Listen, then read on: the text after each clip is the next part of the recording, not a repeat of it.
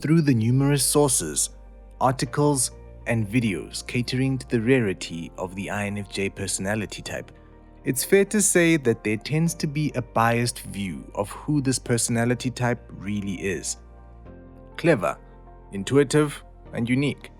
Certain explanations of the INFJ type can come with a sort of God complex that is far from the truth. So, do INFJs hold this self-view? And why is it only this type that comes with this controversial rap? Welcome or welcome back, psychos. Before we get into it, we'd love it if you liked and subscribed to our channel, as well as to click the post notification bell so you never miss a video. Alright, let's get right into it. Starting with number 1. External sources make the INFJ out to be superior. So, what exactly is a God complex anyway? Defined as an unshakable belief characterized by consistently inflated feelings of personal belief, privilege, or infallibility.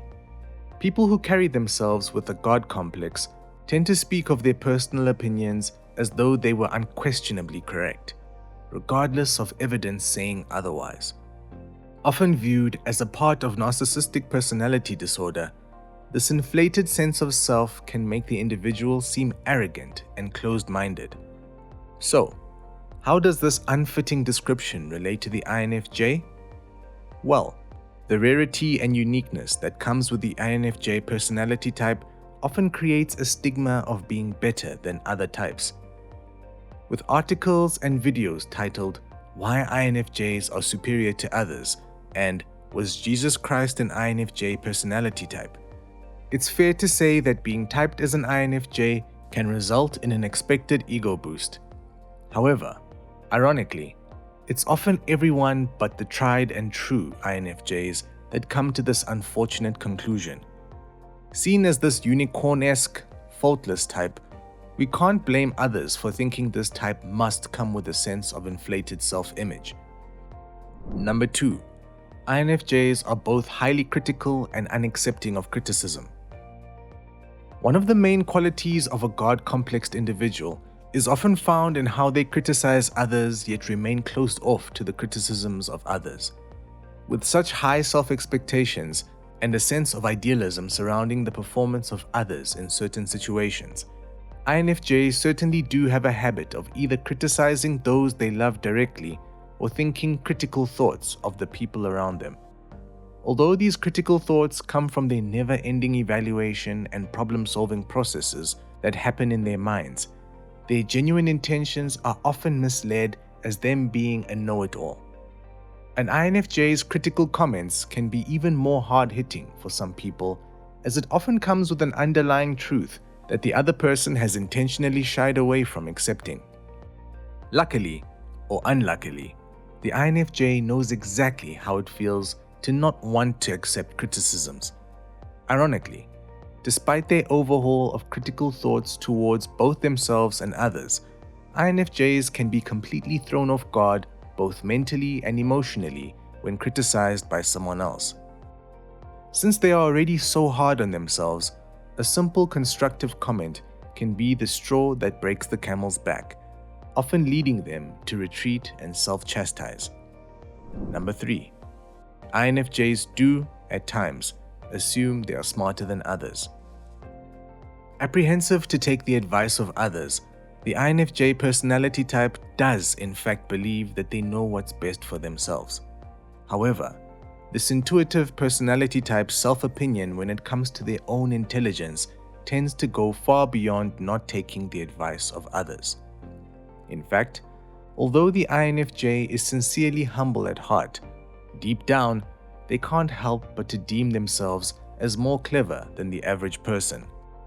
God complex related or not, INFJs know that they can not only see through others' BS, but that they also hold a deep and well thought out understanding of the world around them.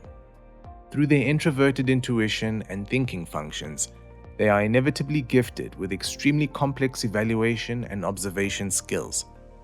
And while this sense of intelligence comes with both its benefits and its challenges, the self-image can contribute to why others would assume they hold a delusion of grandeur, so to speak. Number 4. INFJs can feel special when their quirks are confirmed by MBTI sources. If you ask any INFJ what changed when they began diving deeper into the complexities of their personality type, most would say there was an undeniable shift in their world. There's an unspoken sense of belonging and self-acceptance when the INFJ discovers their type. Growing up with the awareness that they are indeed quite different from their peers, self-hatred and confusion aren't exactly foreign feelings to this personality type. Through years of knowing something is a little off, without being able to put their finger on it, there's a sense of power that comes when the INFJ finally begins to discover why they are the way they are. Once they begin exploring the depths of their unique functions and habits and how to use them to their advantage, this personality type gains a newfound freedom that can make them finally feel like they belong somewhere. To others, this expandedness can seem egocentric, when in reality, it's all a part of their journey to self-discovery. Which brings us to our next point. Number 5. A healthy INFJ's confidence can be off-putting. Depending on where the INFJ is within their personal journey of self-discovery, they can either be extremely discontent with life or the complete opposite. When the INFJ is discontent, they can come off as much more relatable to the average person by holding conversations surrounding complaining and gossip. However, when the INFJ has reached a sense of self-awareness and fulfillment, they tend to subconsciously carry themselves with an eerie sense of gratification that instantly makes others suspicious.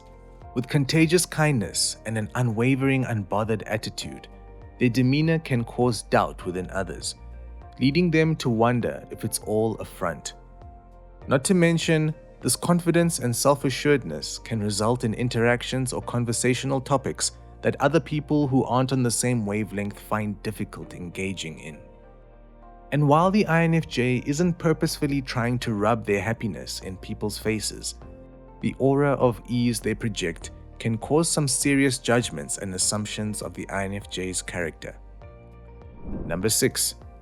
Being an INFJ is like being a part of an exclusive club.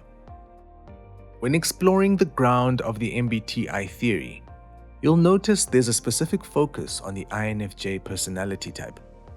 Once known as the rarest type, because of the noticeable focus surrounding this type, there was and still is a sense of pride that comes to some of those that get INFJ as their test result. It's like being invited to a club where all the black sheep, lone wolves, and misfits come together and share their experiences of feeling foreign to this world. Whether it's groups, comment sections, Instagram pages, and YouTube videos, this is where a lot of true INFJs discover that they're not the only ones with certain life experiences and quirky, unexplainable qualities. However, for others looking in, it can seem as if most INFJs are only wanting the INFJ label in order to obtain this invisible VIP entry card. Newsflash: being an INFJ is not all sunshine and rainbows. In fact, this type comes with some serious mental challenges that are difficult to navigate. As a matter of fact, that's what most INFJ groups and advice columns are littered with. And lastly, number 7. INFJs are missing a few key God complex qualities.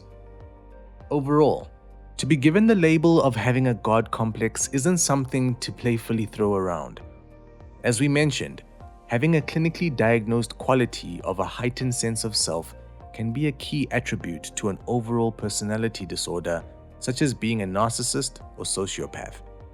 To hold a true God complex, firstly, one needs to be indifferent to how their actions affect others, something that is nearly impossible for the extroverted feeling INFJ to accomplish.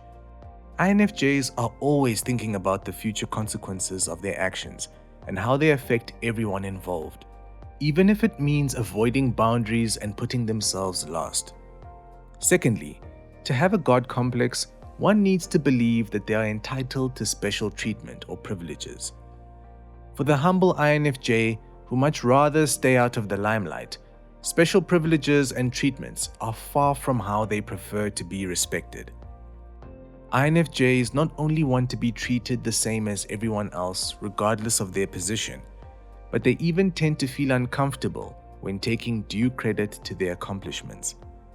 And third, a true God complex requires someone to close-mindedly believe they have all the answers. Although INFJs may strongly hold understandings of most things, they are always willing to listen to others' ideas and potentially be persuaded into changing their own. Well, psychos, that's it for today. So, do you think the INFJ God complex is real or fabricated through false sources? Let us know in the comments below. Also, make sure to leave us a like, share with your friends, and subscribe to our channel so that you never miss a video.